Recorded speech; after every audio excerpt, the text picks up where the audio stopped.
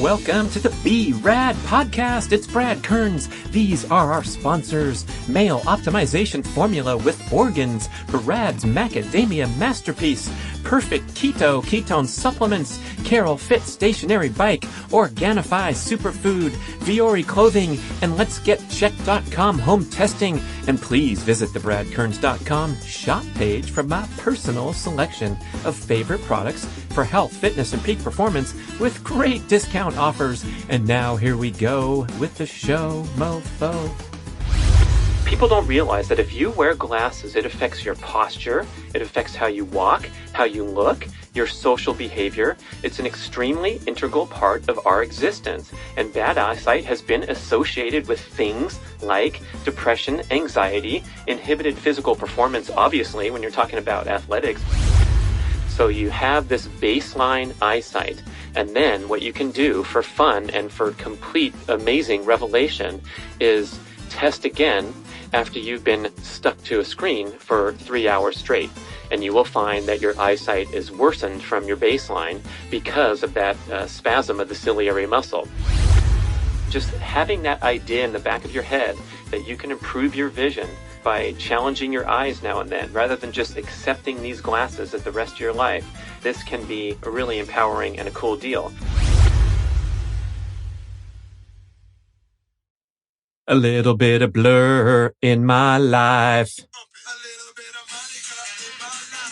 A little bit of Erica by my side. A little bit of Rita's all I need. A little bit of Tina's what I see. Yes, we're going to talk about getting a little bit of blur in your life. Welcome to this interesting breather show inspired by my previous interview with Jake Steiner, the founder of endmyopia.org. So I strongly encourage you to go back and listen to that show about his amazing movement to cure farsightedness, myopia, get rid of those reading and computer glasses once and for all. And Jake has cured his own extreme myopia over the past decades with a novel strategy to challenge his eyesight rather than throw those glasses on and basically put your eyes into a cast type situation where the muscles atrophy and you become progressively more reliant upon corrective vision for the rest of your life. So inspired to do this recording because I just had a small group meeting with Jake where he gave some more insights and tips and ideas for you to get started right away down this fascinating road of improving your eyesight naturally. Luke Story is also part of the group, the host of the Life Stylist podcast, who's doing a great job with that show. He's really into manifesting and creating the lifestyle of his dreams and his visions. And one of the things he's put on his manifesting list is he's going to manifest better eyesight, and he is going to go to town with that, you can bet. So it's really exciting to be connected with these guys and share this common goal, this amazing goal of becoming progressively less reliant upon your corrective lenses and actually seeing some improvement 1/4 diopter at a time over time if you want to commit to this strategy. But you have to do it the right way.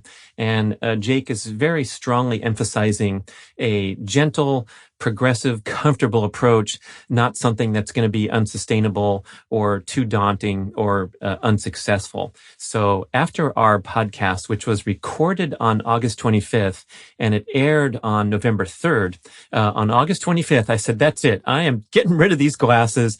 And I went cold turkey and just decided to try to read the screen without my constant use of the reading glasses. I also put away my distance vision lenses because I don't really need either one to the extreme. So I definitely want to qualify that my corrections are relatively minor and I had the chance to try this out without being too crazy. But what I did was I increased the zoom size on my screen of all the writing. So instead of glasses, I just, went to 110, 115, 120%, using the various programs to make things a little bigger and more easy to read. So Jake actually does not advocate a cold turkey approach like the one I tried, but instead taking a much more gradual approach where you put your glasses aside for short periods of time and then use them as needed or when you feel the slightest bit of eye strain, or perhaps getting a pair of corrective lenses that's slightly off your actual prescription. So a little bit less correction than you actually need, and maybe rotating those in and out with your regular pair of glasses. But again, listen to the full show because Jake talks a lot about the scientific rationale to second guess this entire premise of the optometry industry, which is the lifelong dependency on reading glasses and thinking that just because you're getting older, your eyes are getting worse and worse. So Jake offers the compelling argument that your eyes are just fine right now, but what's happening is they're being traumatized by our propensity these days to focus on close objects intently for long periods of time without a break. And the computer screen is bad enough.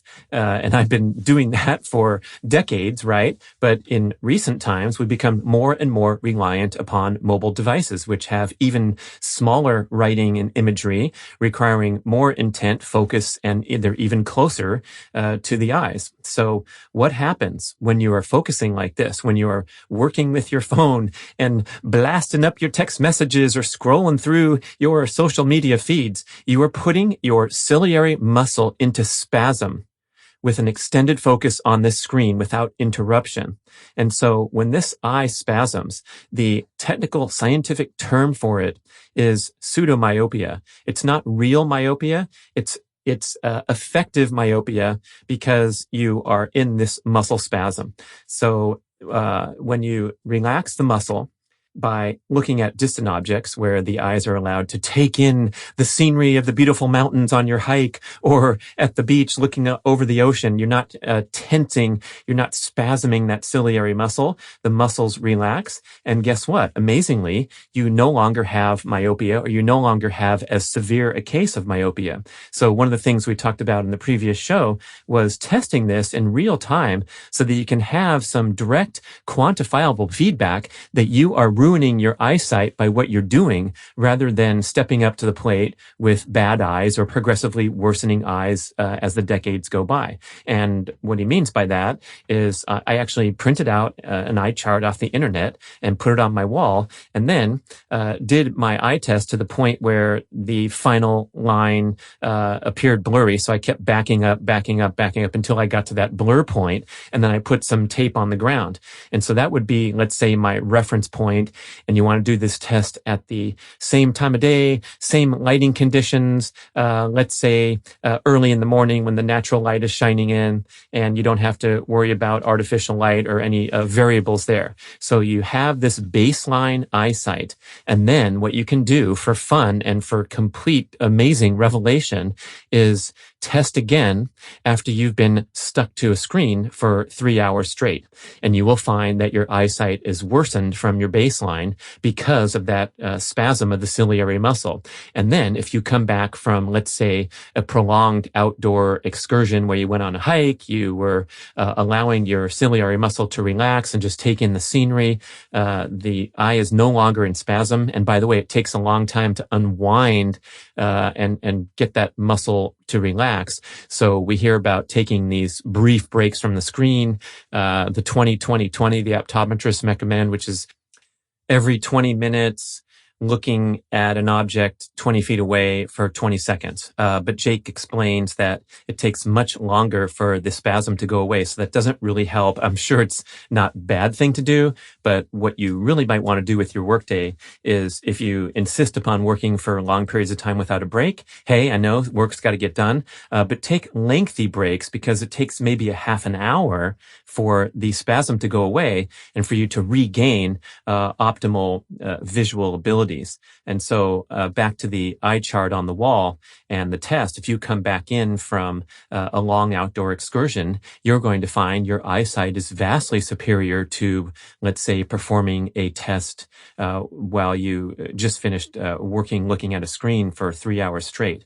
And so with that insight in mind, you can see that the damage to the eyesight is because of our behaviors rather than, a fixed medical diagnosis that you are now plus 2.0 because you are now 45 years old, and when you were 35, you were plus 1.0. That kind of thinking can be tossed in the garbage can, and we can try to optimize our lifestyle and our eye behavior to understand the difference between pseudomyopia instead of thinking that we have real myopia. That's farsightedness, inability to see clearly at close up. Okay, so if you instead go the traditional route of getting your prescription and using those things all the time, what the eyeglasses are doing, besides making you see perfectly, they are putting that muscle into prolonged spasm, and you don't have to worry about it or work at it, right? It's just going into spasm and thereby atrophying over time such that you're going to need a better correction every couple of years, every 5 years, whenever your prescription changes. You're just weakening the eye muscle because the eyeglasses act much like a cast for a joint, where you take the cast off and your forearm or your lower leg has withered away, right? So if you're interested in doing a little bit of blur, of trying to overcome this naturally, continue to listen. If you just want to put your eyes in a cast and have that correction, not worry about it, that's another way to go. But of course, we know that this is a slippery slope downward. And Jake makes some interesting arguments backed by research that bad eyesight has more wide-ranging effects on our health than we previously believe. Quote from Jake: "People don't realize that if you wear glasses, it affects your posture, it affects how you walk, how you look, your social behavior. It's an extremely integral part of our existence. And bad eyesight has been associated with things like depression, anxiety, inhibited physical performance. Obviously, when you're talking about athletics or something where your visual acuity is very important. I don't know if you've heard that stat about the average eyesight of the Major League Baseball player is something crazy like 2015. In other words, these guys make it to the bigs because they got big muscles and good skills out on the field, but also because they have, as a group, exceptional eyesight. And personally, I feel like there's a sense of empowerment where you don't have to be reliant upon these crutches. Oh my gosh, I think I took a picture for social media when I first ditched my glasses with this experiment, and I realized that, I had like 4 different pairs of reading glasses stashed around at the different places where I spend time in my travel bag. I have 3 pairs of distance vision glasses. One, of course, is in my car because how could I be caught driving at night without these glasses? Another one in my travel bag, another one in my home. And so these 7 pairs of glasses are floating around in my life, and I'm constantly having to look for them, find them, put them on. But wouldn't it feel great if I didn't have to be beholden to these things? And in my case, just upping the zoom size on the screen was a big help, and I was able to carry on. But again, if you have really heavy correction, maybe you can just try this progressive approach where you bring in a little bit of blur into your daily experience. And when things are a little bit unclear, that what's happening is you are challenging your eye to focus and thereby strengthening it. Emphasis here is on a little bit because you don't want a lot of blur. It's going to be too traumatizing. It could maybe give you a headache, could affect your work performance, right? And then most importantly, you'll probably give up over time if you do something that's too uncomfortable and unsustainable. So baby steps is the big deal. Number 1 is strive for a little bit of blur. Number 2 is take these baby steps and take off your glasses for a short period of time, put them back on, use that alternative pair where the correction is a little bit less. And then number 3 on this list of steps to take would be to quantify so that you can really have a concrete measure of how things are going and the progress that you're making. So the old-fashioned way is to do that eye chart test that I talked about. But Jake has just designed an incredible app for the smartphone called Meowsure. MEOW, like a cat, meow dash sure. So go look for that in the App Store, Meowsure. It's free. You download it. And what happens is it gives you a little test where you move your phone screen further and further away until you identify that a little bit of blur is occurring. And so you get this baseline measurement of 32 centimeters or whatever it is. And then you can compare, again, after 3 hours of grinding away on the screen in poor lighting conditions or what have you, and then whip out your app and take a test, and you're going to find that the screen gets blurry at a closer distance. And then go get the app out after your 3-hour hike in the beautiful sun and gazing at distant objects, and you're going to find that your eyesight is markedly improved. And wow, what a mind blower to realize that we have so much power and control over our visual abilities. And Jake contends that if you do this little bit of blur strategy, you can improve by 1/4 diopter every 3 to 4 months.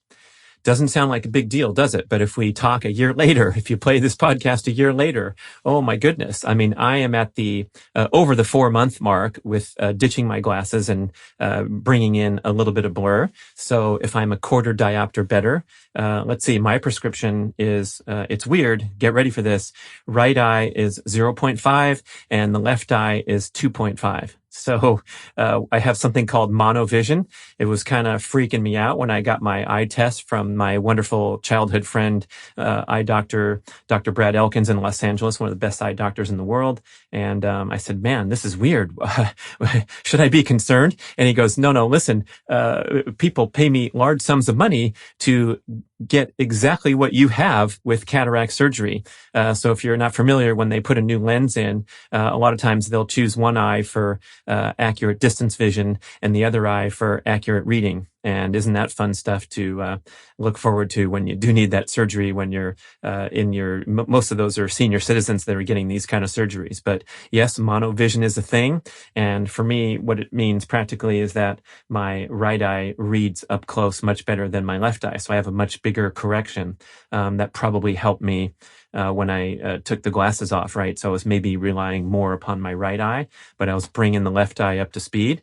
Now doing so a little more gently with Jake's consultation, where if I'm in sort of lower lighting conditions where my eyesight is worsened, or if it's nighttime, I shouldn't be on the screen at nighttime anyway, right, people? But if it's nighttime, I'll have much more need for the glasses than, beautiful natural lighting in the daytime where I can see my screen much better naturally.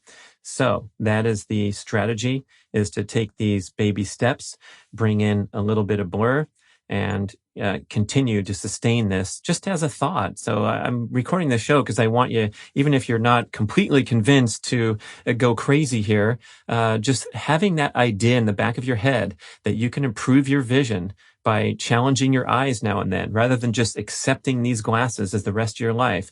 This can be really empowering and a cool deal. So back to that prediction of improving by 1/4 diopter in 3 to 4 months. If I double my time, then I'm improving a 1/2 diopter in 8 months or so. And remember, my right eye prescription is 0.5. So I basically won't need corrective vision in my right eye if I keep going. It's going to be really exciting. I'll report back, of course. There's some amazing insights that more on endmyopia.org, Jake's website. But the visual cortex is even has the ability to fix astigmatism. Astigmatism is a misshaping of the lens, commonly happens with aging, or, some people have astigmatism at a young age. But we figure that, the eye doctor will tell you, yes, your lens is misshapen. And so you need these glasses, end of story. But we have the amazing ability to even overcome astigmatism and see clearly. But when you do these eye tests, wow, you'll be blown away that a hike can improve your vision measurably there. So get some quantification going, whether it's the Meow app or just a simple eye chart on the wall. If you want to learn further, you can go check out endmyopia.org, and almost everything's free. There's a ton of free information, and you can also go really deep if you want to take a course and learn more. But the website's a wonderful resource. There's a Facebook group, End Myopia, with 18,000 members, people talking through it, fighting this battle together. Jake is really responsive and loves to engage with people, so you can send questions and get a lot of support there. And again, trying to improve at that steady rate of a quarter diopter every few months. Boy, that really starts to add up over time. So to summarize, the goal here is to strive for a little bit of blur. This could be taking the glasses off at times, maybe increasing the zoom size to compensate, getting an alternative pair and switching back and forth, something where you're challenging your eyes just a bit, taking those baby steps. We don't want to feel like it's too much hassle, too daunting, unsustainable. Same thing with an exercise program, right? When we're talking about building those habits, I talk about my morning routine, starting slowly, committing to a 5-minute routine, and then over time carefully adding on something when you really feel like you're ready and can continue to make that commitment. So those baby steps, and then super important to quantify the whole experience using the Meow app or using the eye chart so you can see the difference in your vision that's caused just by daily behaviors rather than by the piece of paper in your drawer that's your prescription, your life sentence with the lenses on, right? Okay, and then with the breaks, of course, the short breaks are important, and looking at a distant object for 20 seconds is worse than not thinking about it at all. But see if you can manage a way to take a long break of at least 30 minutes to allow those eye muscles to really relax and get out of that spasm so that you can have vision breakthroughs over time. Thank you very much. Go back and listen to the show with Jake Steiner for more information, and visit his wonderful website, endmyopia.org. Try it out. What do you think? Send me some comments. podcast@bradventures.com. Thanks for listening. Thank you for listening to the show. I love sharing the experience with you and greatly appreciate your support. Please email podcast@bradventures.com with feedback, suggestions, and questions for the Q&A shows. Subscribe to our email list at bradkearns.com for a weekly blast about the published episodes and a wonderful bi-monthly newsletter edition with informative articles and practical tips for all aspects of healthy living. You can also download several awesome free ebooks when you subscribe to the email list. And if you could go to the trouble to leave a 5 or 5-star review with Apple Podcasts or wherever else you listen to the shows, that would be super incredibly awesome. It helps raise the profile of the B.rad podcast and attract new listeners. And did you know that you can share a show with a friend or loved one by just hitting a few buttons in your player and firing off a text message? My awesome podcast player called Overcast allows you to actually record a soundbite excerpt from the episode you're listening to and fire it off with a quick text message. Thank you so much for spreading the word. And remember, be rad.